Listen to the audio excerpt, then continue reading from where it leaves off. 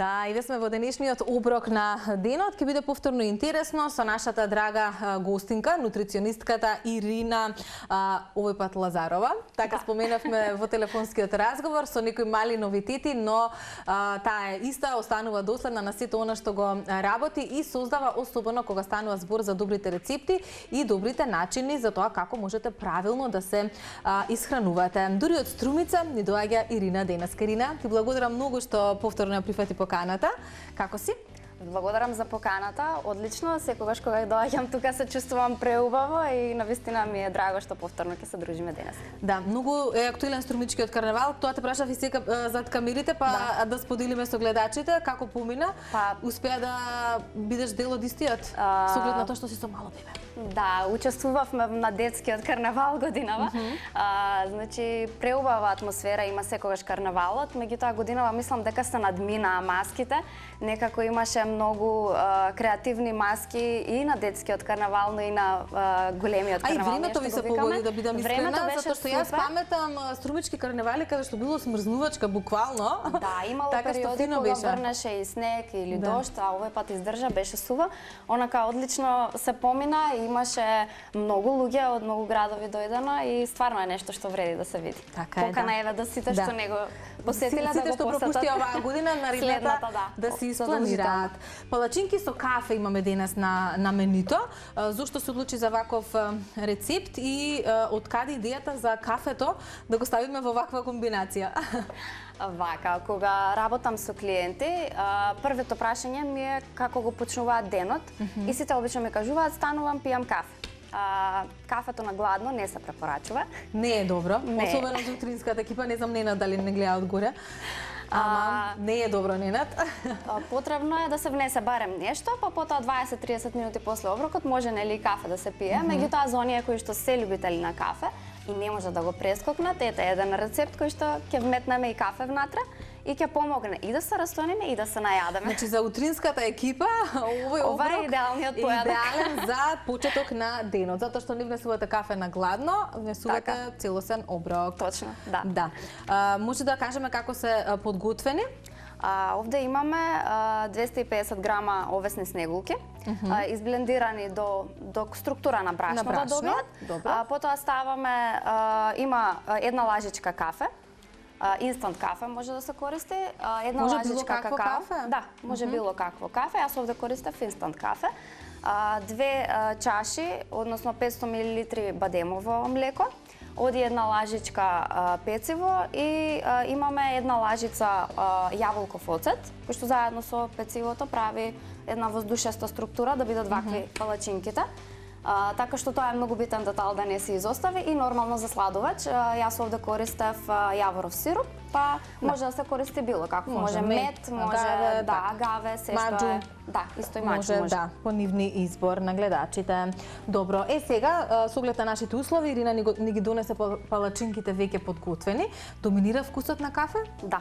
Или ќе не оставиш да почувствуваме? Ќе пробате, ама и се чувствувам многу.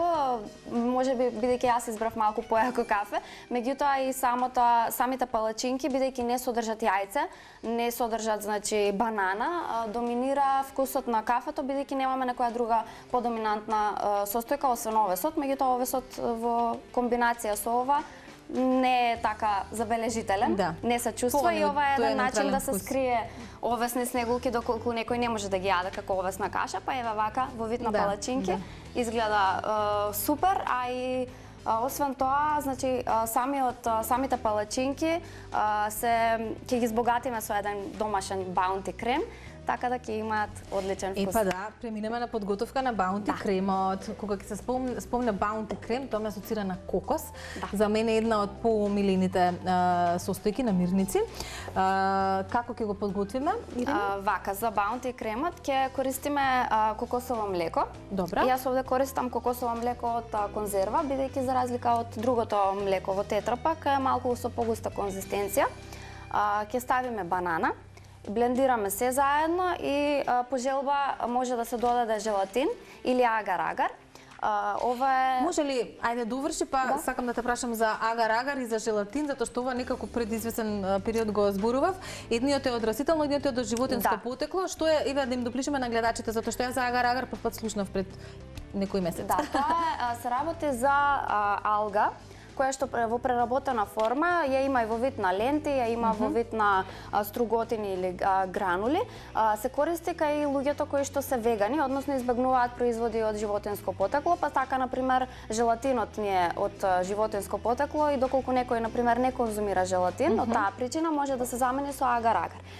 Структурата им е слична, да кажем, меѓутоа она што е важно дека ја дава истата густина, значи желатинот ја згуснува целата маса и истото го прави и агар-агарот, така што буквално се слични. Мали количините се потребни? Да, мислам дека соодносот е ист. Се става, на пример, ако оди во рецептот една лажичка желатин, се става една лажичка агар-агар, така што ова е сега, да кажам, новитет кај нас, меѓутоа низ светот се користи многу повеќе. Кај нас е доминантен желатинот и бидејќи стварно е попознат и по-блиску се наоѓа, може да го најдеме во сите маркети, додека агар-агар треба да се бара и по специјализирани продавници за здрава храна, така но не и дека го нема. Го имаме. Сега не користиме желатин? Да, овде нема да ставиме желатин, ќе ставиме само банана и кокосово млеко, ќе ги изблендираме, ќе ги премачкаме палачинките и ќе дегустираме. Ајде. Може да преминеме на подготовка, значи ова е кокосовото. Да, има малце, се познава дека има парчиња од пулпата на кокосот. Така што тоа ќе ни ја даде и потребната густина, инаку може доколку се користи млекото од конзерва, ако го чувате во фрижидер, ја добива уште, ќе имате истата густина, без да се става желатин. Ова не е чувано во фрижидер, меѓутоа ќе ја добиеме густината со помош на бананите. Добро. Двете ќе ги ставиме или? Да, ќе ставиме 2 банани. Добро. Колку често го нудиш овој рецепт на твоите клиенти? Искрено, ова е... И колку луѓето беа можеби скептични или лесно ги прифатија овие кафе палачинки? Вака, ова се палачинки кои што ми се релативно нови во менито на исхрана. Тие што ги дегустира, не им најдоа мана до сега. Она што е важно дека јас не ги нудам на сите, односно само на љубителите на кафе нормално, бидејќи има луѓе кои што не поднесуваат кофеин, па така да не е препорачливо. Меѓутоа сега сме во време на пост, од денеска официјално почнува Великденскиот пост, па затоа и еве една постна варијанта палачинки без јајца и без млеко од Да, сосема соодветно, затоа што споменавме дека од денеска стартуваат големите великденски пости.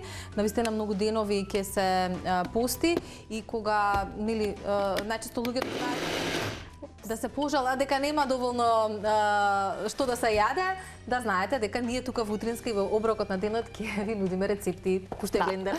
Може.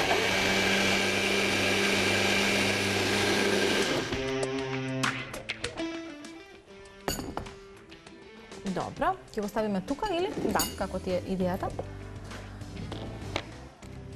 Еве вака, овде ќе го ставиме прво. Еве, веќе се познава дека е... Како пудинг. Да, како пудинг.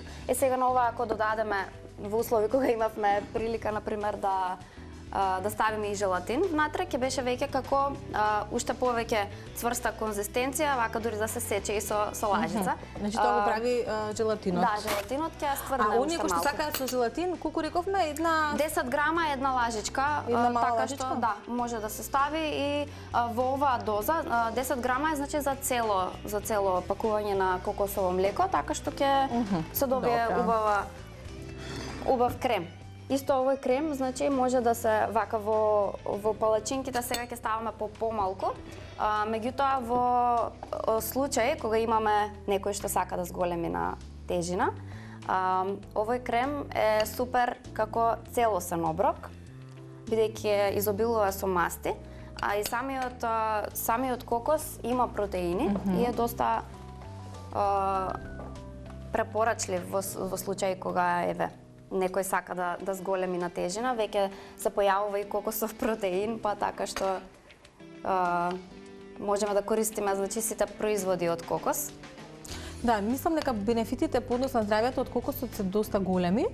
Не знам колку често е присутен вака во исхраната на нашите... Јас многу сум зборувала на оваа тема за кокосовите струготини, кои што ги имаме и стварно се достапни, не се со некоја голема цена, да кажам, можеме сите да си ги приуштиме, а спаѓа во супер храна. Сега супер храна е нешто што на секој организам му е потребно, бидејќи супер храна по дефиниција е намирница која што содржи и масти, и протеини, и јагле-хидрати во одреден сооднос и кога сакаме да се храниме здраво, а немаме време, супер е да се додаде некоја намирница која што спаѓа во супер храна и можеме да ја искористиме. Сега кокосот, например, го имаме сегде, комерцијално ни е многу достапен, можеме да го конзумираме и може да се додава дури во смути, исто сега веќе кокосово масло многу луѓе користат и за готвење.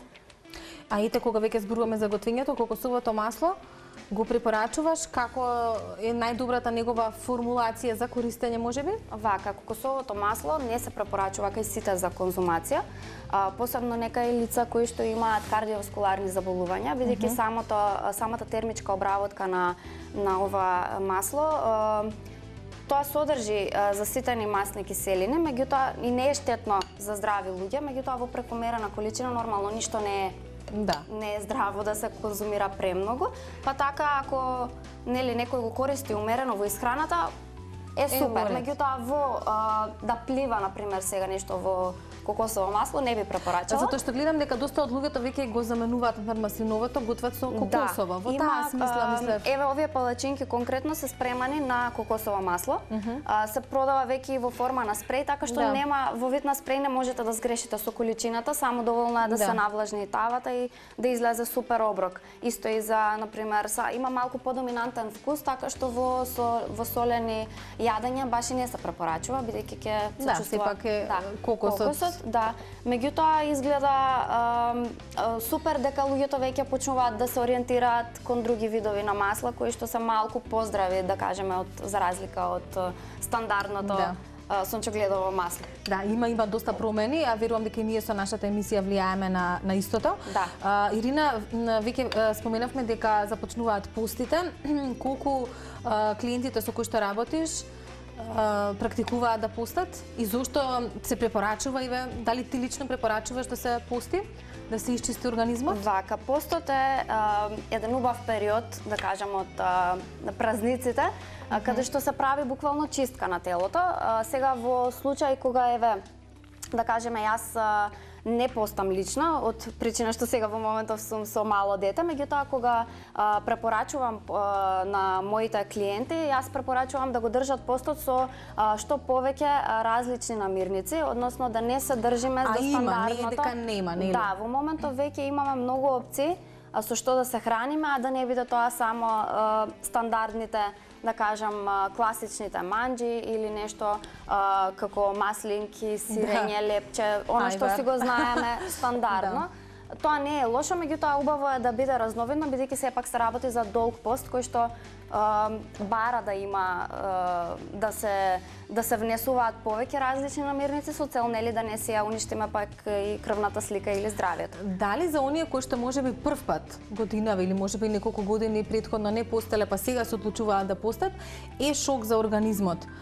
И дали можеби тој кризен период ќе трае подолго на почетокот од самиот пост? Јас секогаш препорачувам пред да се почне со пост да имаме еден период каде што телото ќе се адаптира, да има барем една недела каде што нема толку често да се конзумираат меса, млечни производи, да може малку по малку постепено телото да се навикне, за да дојде до тој степен да имаме буквално една недела, например, каде што нема да се јаде ништо од млечно потекло или од месни производи.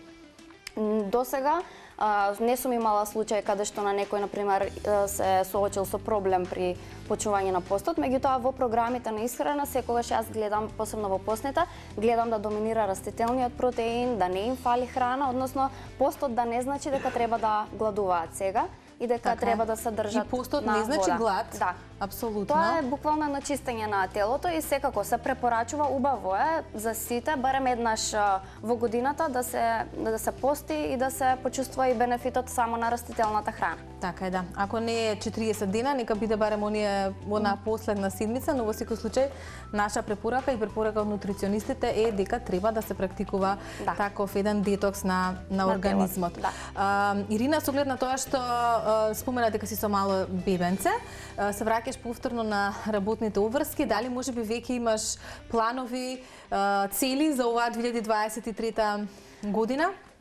Во моментов привршувам прирачник за исхрана на мали деца, бидејќи ја доби инспирацијата, така? Да, па имав шанса да навлезам во оваа тематика и ми беше доста предизвик за кога се работи нели за своја дете, секогаш нормално дека ќе се заинтересираш и научив многу нови работи, сватив дека многу работи кај нас се уште не се познати, се движиме по некои стари препораки, па така што ова ќе биде прирачник кој што ќе биде изработен по најновите препораки на Светската здравствена организација и на педијатрите, па се надевам дека ќе стигне до поширока маса на мајки кои што ќе им се најде во иднина, така тоа ми е една од целите сега.